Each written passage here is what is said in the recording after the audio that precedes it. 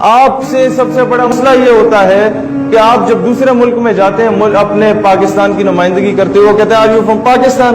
Yes I am from Pakistan. Okay so you are a جہادی. No no no no no I am a very peaceful person. تو کیا بتانا چاہتے ہو آپ کہ جہادی کوئی دہشت گرد ہوتے ہیں؟ اور بھائی یہ ہمارے اراکین میں سے ایک رکن ہے.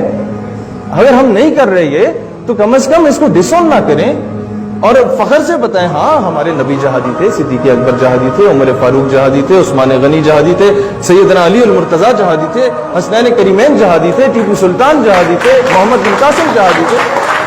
یار انہوں نے ظلم و زیادتی کے خلاف جا کے علم بلند کیا. تو ڈیفینڈ کرنا سیکھو اپنے ریلیجن کو.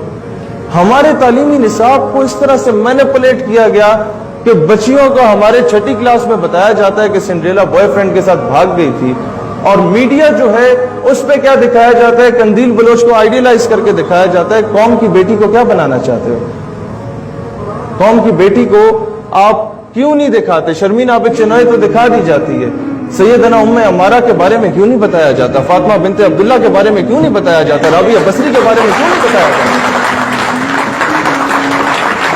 یہ نیریٹو کیوں نہیں دیا جا رہا؟ سیدنا ام عمارہ یہ جذبہ دیکھیں قوم کی, وہ کہتے ہیں give me a good mother and I will give you a good generation, ایک غیرت مند جنریشن دی جائے گی. کیسے؟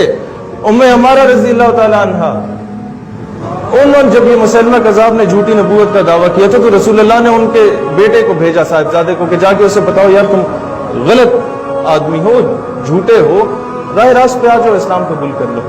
مسلمہ کذاب کے پاس گئے, ام عمارہ رضی اللہ تعالیٰ عنہ کے صاحبزادے. اب یہ ہماری بہنیں جو بیٹھی ہیں ان کے لیے میں پیغام دینا چاہ رہا ہوں کہ کس طرح سے آپ تربیت کی جاتی ہے آنے والی نسلوں کی.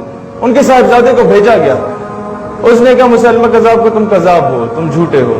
اس نے کہا اچھا کیا میں نبی نہیں ہوں؟ کہتے نہیں تم جھوٹے ہو. کہتے ہیں اس کے جسم کا ایک ٹکڑا کاٹ دو. ٹکڑا کاٹ دیا جاتا ہے جسم کا. کہتے ہیں اب بولو میں نبی ہوں یا نہیں؟ کہتے ہیں تم جھوٹے ہو, کذاب ہو. کہتے ہیں دوسرا ٹکڑا کاٹ دو جسم کا. اب بولو میں نبی ہوں یا نہیں؟ کہتے ہیں تم کذاب ہو. کہتے ہیں تیسرا ٹکڑا کاٹ دو. کرتے کرتے شہید کر دیا جاتا ہے. اور یہ پیغام جب سیدنا ام عمارہ کے پاس جاتا ہے اور لوگ کہتے ہیں محمد عربی نے تمہارے بیٹے کو مروا دیا ہے, تو وہ جواب دیتی ہیں واللہ میں نے اسی دن کے لیے اپنے بیٹے کو پیدا کیا تھا.